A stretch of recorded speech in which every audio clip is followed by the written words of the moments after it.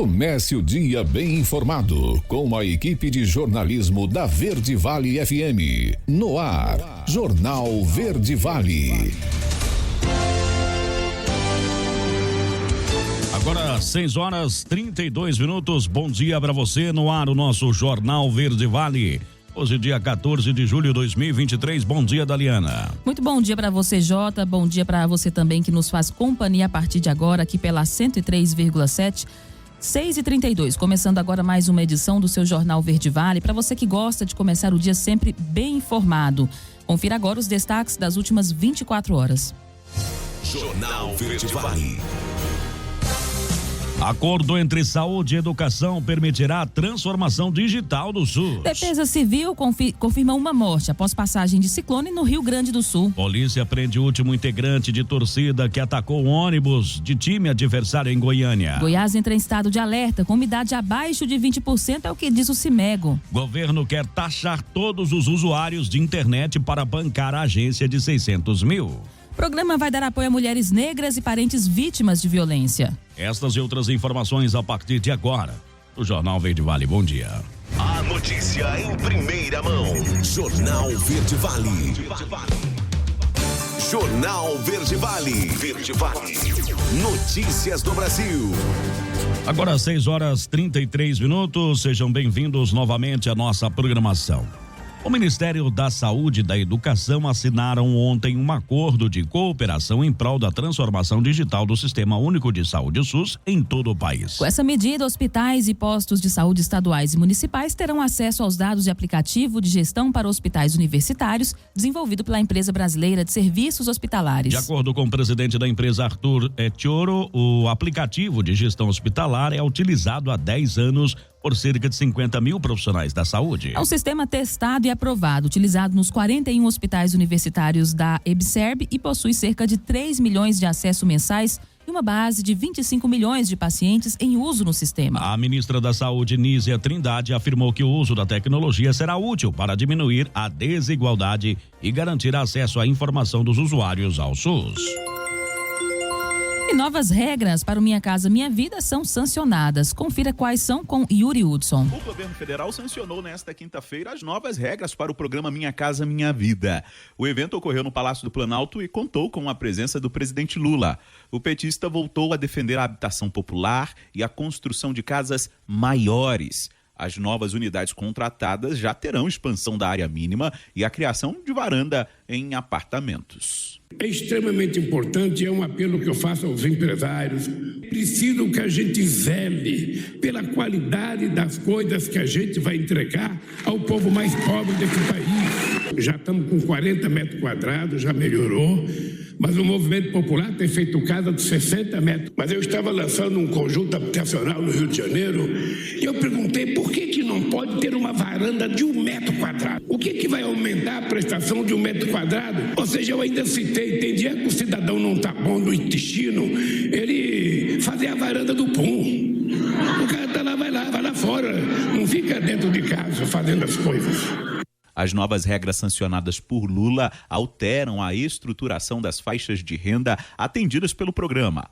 A renda máxima para a faixa 1, por exemplo, passou de R$ 1.800 para R$ 2.640. O governo também aumentou os descontos oferecidos aos que acessam o financiamento com recursos do FGTS. O valor máximo subiu de R$ 45 para R$ 55 mil. Também aconteceu a atualização dos valores dos imóveis das faixas 1 e 2 do programa, com acesso a subsídio, que agora variam de R$ 190 a R$ 264 mil, e isso dependendo do tamanho da cidade e de aspectos populacionais da região. Agência Rádio Web de Brasília, Yuri Hudson. Jornal Verde Vale. Notícias de Goiás. Agora 6h37, 6h37, o estado de Goiás entrou em estado de alerta após registrar umidade do ar abaixo aí de 20%.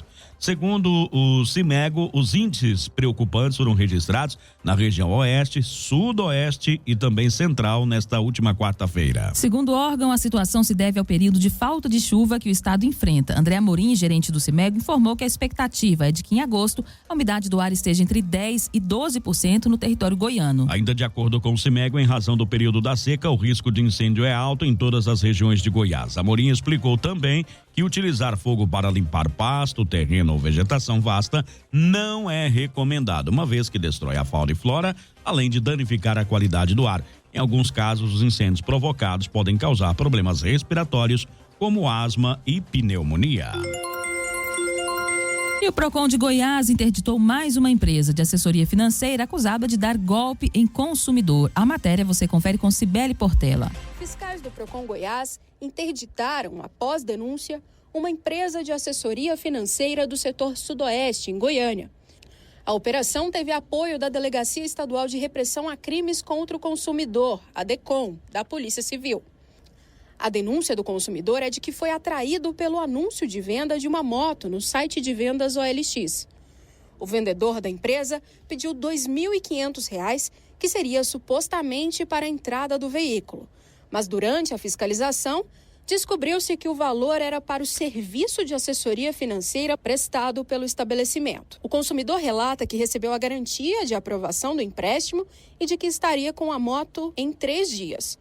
O susto ocorreu quando o consumidor verificou que a moto foi anunciada novamente no mesmo site e pelo mesmo vendedor. Ele tentou contato com a empresa, mas não foi atendido e não deram solução alguma para a sua situação. A empresa foi autuada e interditada por crimes contra as relações de consumo, por não fornecer informações de maneira clara e por publicidade enganosa.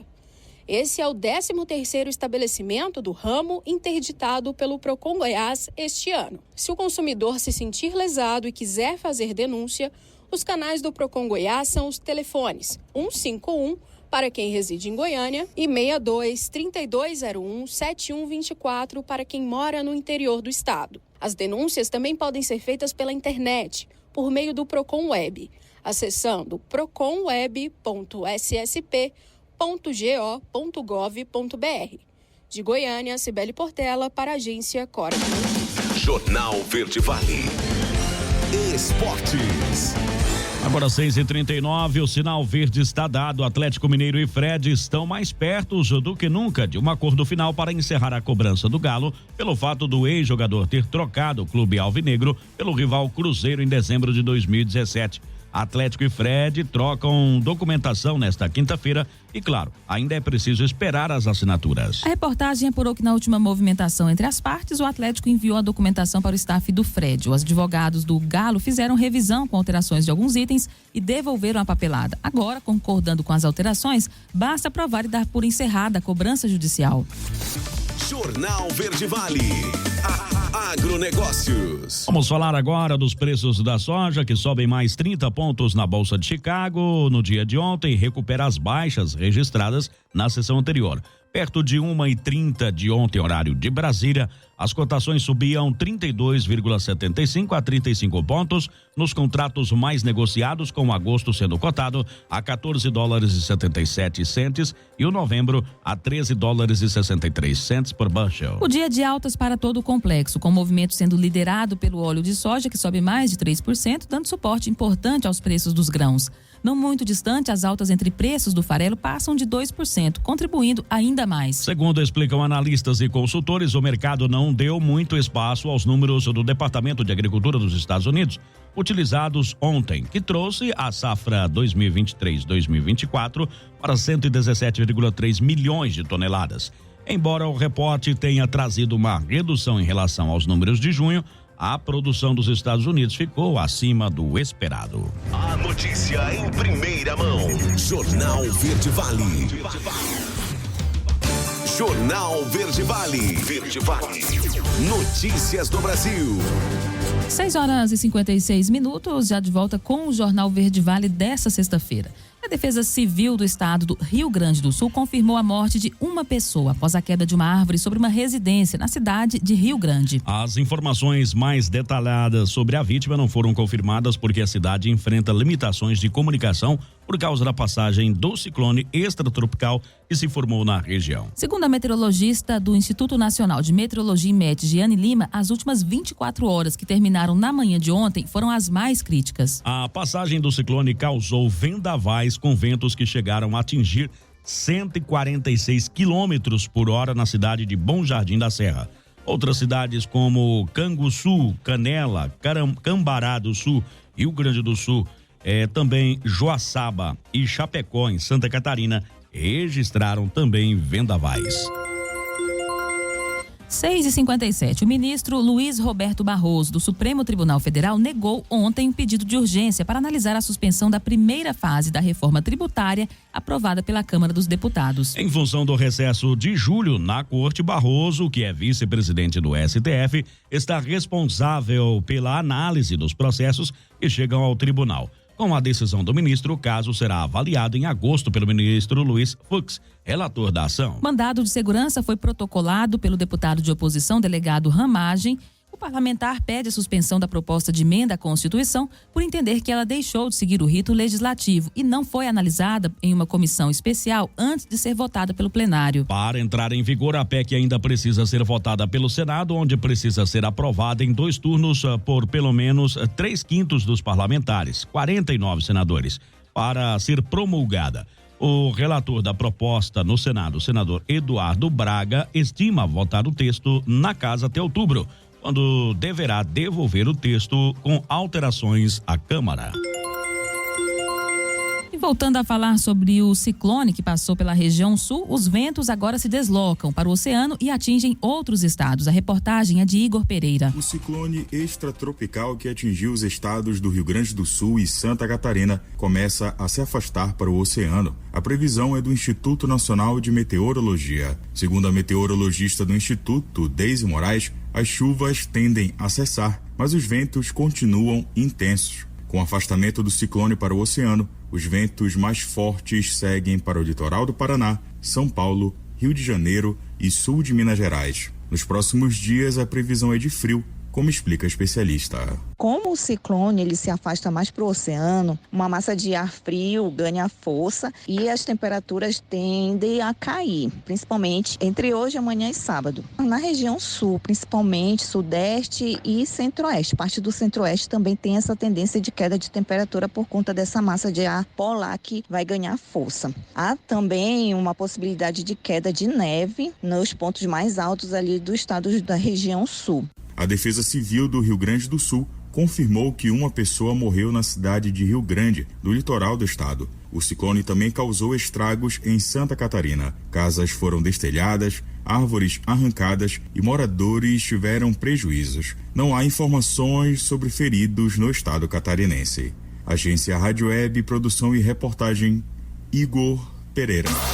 Jornal Verde Vale.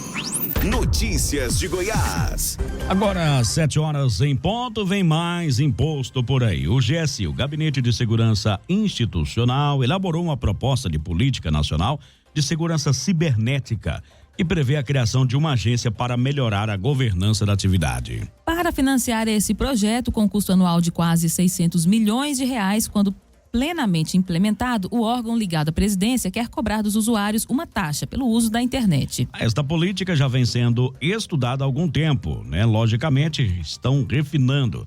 Espera que neste ano ainda seja apresentado ao Congresso, diz aí o ministro do GSI, general Marco Antônio Amaro dos Santos. Quando se apresenta um projeto de lei que gera despesa, tem de se apresentar uma fonte para a cobertura da despesa, razão pela qual também estão sendo indicadas algumas possibilidades que o Congresso terá de estudar, avaliar se é conveniente, se existem outras fontes para serem utilizadas para sustentar a criação da agência. O texto já foi apresentado aos Ministérios da Justiça, da Fazenda, do Planejamento, da Ciência e Tecnologia e de Gestão. Agora passará pelo crivo jurídico da Casa Civil e depois do presidente Lula do PT.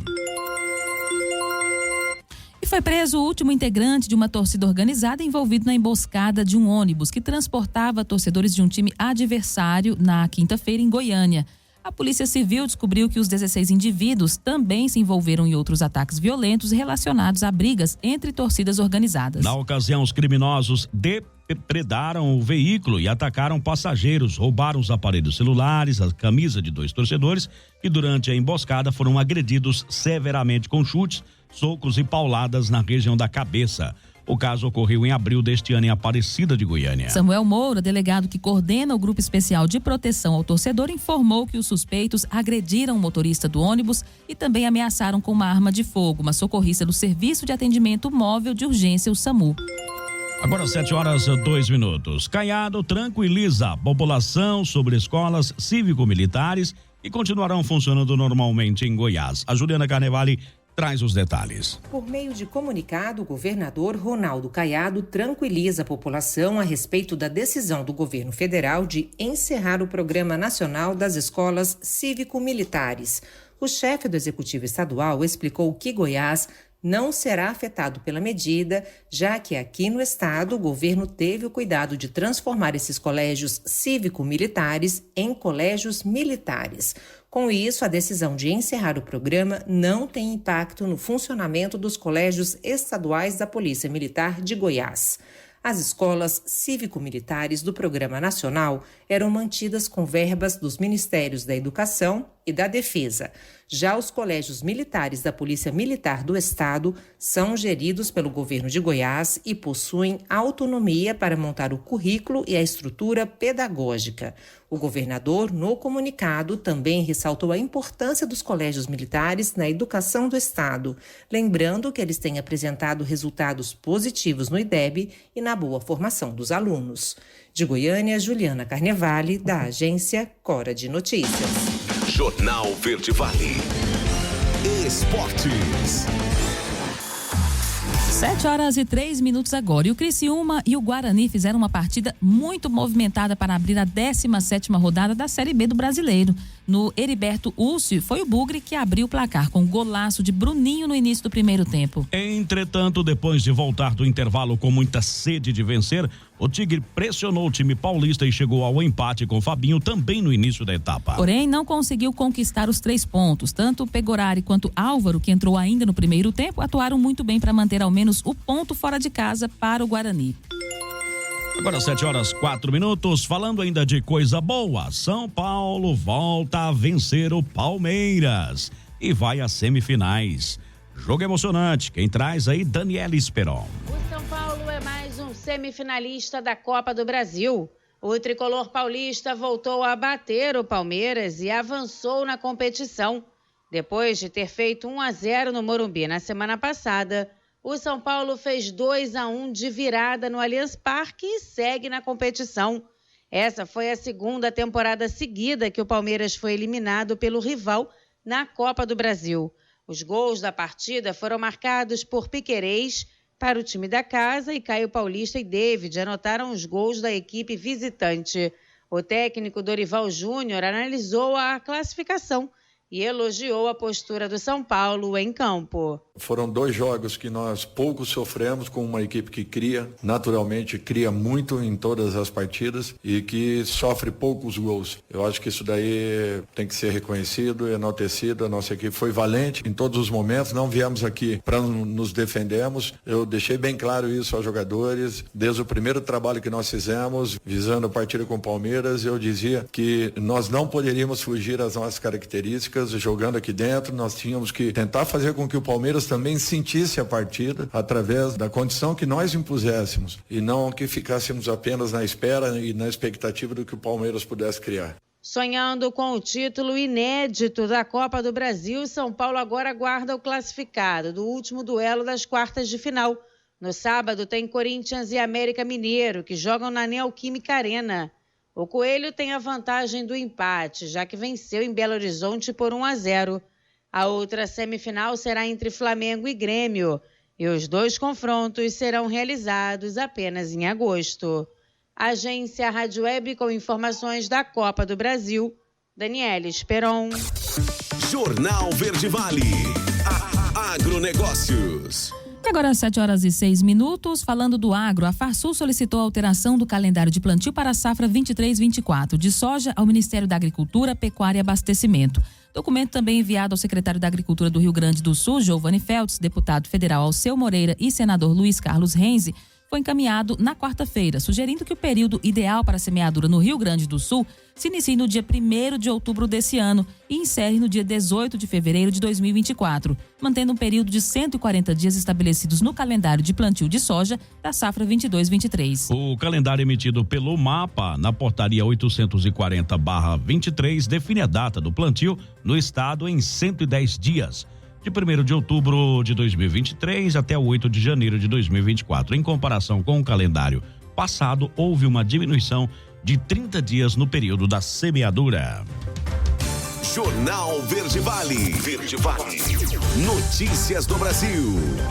7h07, uma boa notícia. Um avanço da influenza A sofre uma interrupção no Brasil. Os detalhes é com Alexandre Figueiredo. O último boletim Infogripe, divulgado na quarta-feira pela Fundação Oswaldo Cruz, a Fiocruz, mostra que o avanço de casos de influenza A, vírus causador da gripe, na população adulta, sofreu uma interrupção no Brasil. De acordo com o levantamento, desde o início deste ano, dos mais de 39 mil casos reportados positivamente para algum vírus respiratório, 9,5% são de influenza A.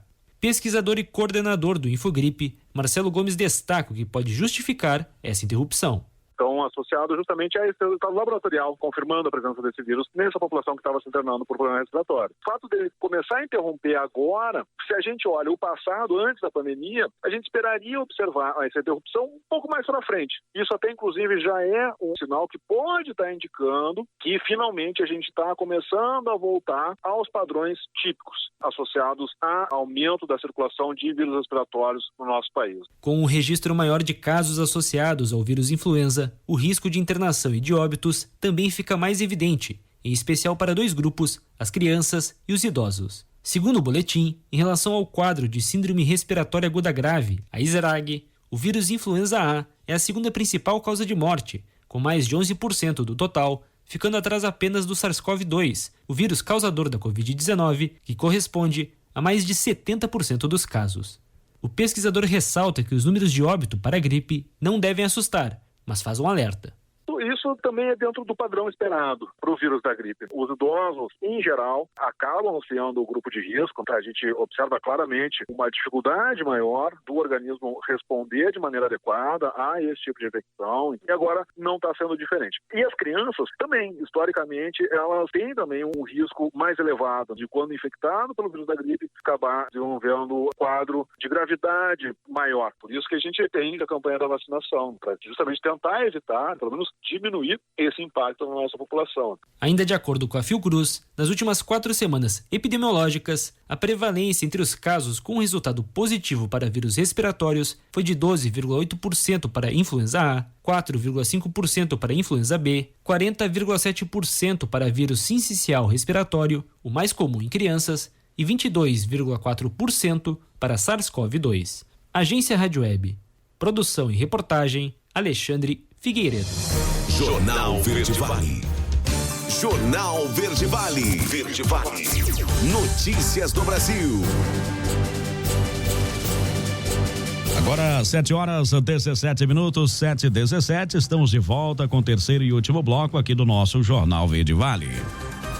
O Ministério da Igualdade Racial anunciou ontem o lançamento da política de promoção de saúde psíquica e social para mulheres negras e famílias vítimas de violência no estado brasileiro. Inicialmente foram selecionados 3 municípios com as maiores taxas de homicídio de jovens negros, de acordo com dados do Fórum Brasileiro de Segurança Pública. A escolha das localidades levou em conta também a agenda de prioridades do Plano Juventude Negra Viva, que visa reduzir a vulnerabilidade desse grupo à violência.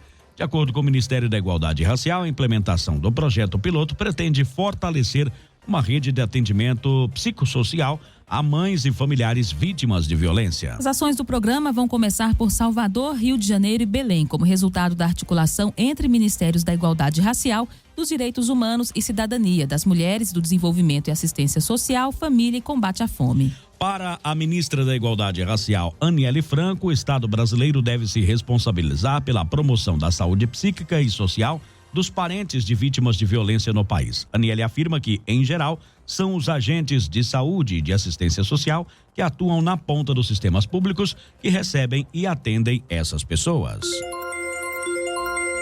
O governo recua e edita um novo decreto sobre o saneamento. Você vai conferir esse assunto com o Yuri Hudson. Para uma derrota no Senado, o governo federal recuou de partes que alteram regras sobre o saneamento básico. A expectativa era de que o Senado tivesse votado a derrubada do decreto do presidente Lula nesta semana. No entanto, o ministro de Relações Institucionais, Alexandre Padilha, já apresentou uma nova versão do decreto. Padilha se reuniu com o presidente do Senado e lideranças políticas para discutir o tema. O líder do Planalto no Congresso, Jacques Wagner, afirmou que os próximos decretos vão atender às demandas dos parlamentares no que diz respeito a pontos sensíveis já votados pelo Congresso Nacional. O governo entendeu a mensagem da Câmara e do Senado e creio que chegamos a um denominador comum e o governo decidiu revogar os 2 decretos, publicar 2 novos decretos, retirando dos decretos todo o texto considerado ofensivo na forma de decreto. Para o líder da oposição, o senador Rogério Marinho, do PL, a mudança criava uma insegurança jurídica. Nós estávamos preocupados porque o decreto, na nossa opinião, além de ferir a lei, e o que nós queríamos preservar era a instituição, ele permitia que as companhias estatais pudessem intervir, sem licitação, nas regiões metropolitanas, contra o espírito da lei. Permitia a regularização dos contratos precários e a introdução desses contratos. Os parlamentares questionaram em especial a decisão do Palácio do Planalto de permitir a prestação de serviço sem licitação pelas empresas públicas e a regularização de contratos que deveriam ser extintos sem possibilidade de renovação. Agência Rádio Web de Brasília, Yuri Hudson. Jornal Verde Vale. Notícias de Goiás. Agora 7h21, 7h21, após 4 semanas de fiscalização contra a pesca ilegal em Aruanã e em municípios que englobam desde o Alto ao Baixo Araguaia, o volume de pescado apreendido pela Secretaria de Estado do Meio Ambiente e Desenvolvimento Sustentável de Goiás, a SEMAD, chegou a 143 quilos. A parte que estava habilitada para o consumo foi doada ao Lar de Idosos São Paulo Apóstolo, em Araguapaz, e o restante foi destruído. Desde o início da operação, no dia 15 de junho, foram lavrados 54 autos de infração, dos quais 10 na última semana. O valor das multas aplicadas nessa última parcial foi de R$18 mil e a soma das 4 semanas, 162 mil. Além do pescado que foi apreendido, a SEMAD salvou 12 tartarugas e outras 22 espécimes, devidamente devolvidas à natureza. E o Detran de Goiás autorizou a abertura de novas escolas e clínicas médicas em municípios de até 20 mil habitantes. A reportagem é com Matheus Maropo. Seguindo princípios do Código de Defesa do Consumidor, o Detran Goiás revogou uma portaria que limitava a implantação de autoescolas e clínicas médicas credenciadas ao Detran nos municípios de até 20 mil habitantes. A medida já está valendo e, segundo o presidente do Detran Goiás, a intenção é aumentar a concorrência. Se você entender que hoje nós temos 91 municípios que não tem uma escola, que a pessoa tem que fazer todo o exame prático, teórico dele, que é permitido à distância, mas que muitas vezes você quer fazer de forma presencial, ela tem que se deslocar 40, 50, 60 quilômetros de distância da sua casa. Onerava o custo, nossa pretensão é redução do custo e levar esses serviços para toda a cidade de Goiás. Atualmente, Goiás tem 601 centros de formação de condutores e 135 clínicas médicas credenciadas. Com a revogação da portaria, o objetivo é aumentar esses números e proporcionar ao cidadão goiano uma economia de tempo e dinheiro. Além disso, o Detran também adotou uma medida para que as clínicas médicas ofereçam várias formas de pagamento, retirando a obrigatoriedade do consumidor de pagar somente em dinheiro. Agora todo cliente, todo aquele que quiser fazer CNH, renovar, vai poder fazer o pagamento em qualquer espécie existente no mercado. Jornal Verde Vale. Esportes. Agora 7h24, o Zenit recebeu a primeira proposta oficial do Flamengo por Claudinho nesta quinta-feira. Os russos avaliam as condições apresentadas pelo rubro-negro, mas não tem pressa para responder. O valor é de 15 milhões de euros, cerca de 80 milhões de reais, conforme trazido na última segunda-feira. A oferta noticiada após a apresentação de Alain havia sido feita verbalmente, com consultas a respeito de condições e prazos. Na quinta-feira, os papéis foram enviados aos russos. O Flamengo pretende pagar 15 milhões de euros em 5 anos. Pessoas próximas a Claudinho afirmam que o jogador fala insistentemente e diariamente da vontade de defender o Flamengo. Jornal Verde Vale. Agronegócios. O dia de ontem chegou ao final com os preços futuros do milho conseguindo se manter no campo positivo da Bolsa Brasileira. As principais cotações subiram e flutuaram na faixa de R$ 55,29 e R$ 62,76. Vencimento julho 23 foi cotado a R$ 55,29, uma alta de 0,71%. Setembro 23 valeu R$ 56,12 com valorização de 1,30%. Novembro 23 foi negociado por R$ 59,37 com ganho de 0,80%. E o janeiro 24 teve o valor de R$ 62,76, uma elevação de 0,66%. Para o analista de mercado da Brandalize, Vlamir Brandalize, os futuros do milho subiram no dia de ontem, corrigindo para cima, seguindo as altas vindas de Chicago.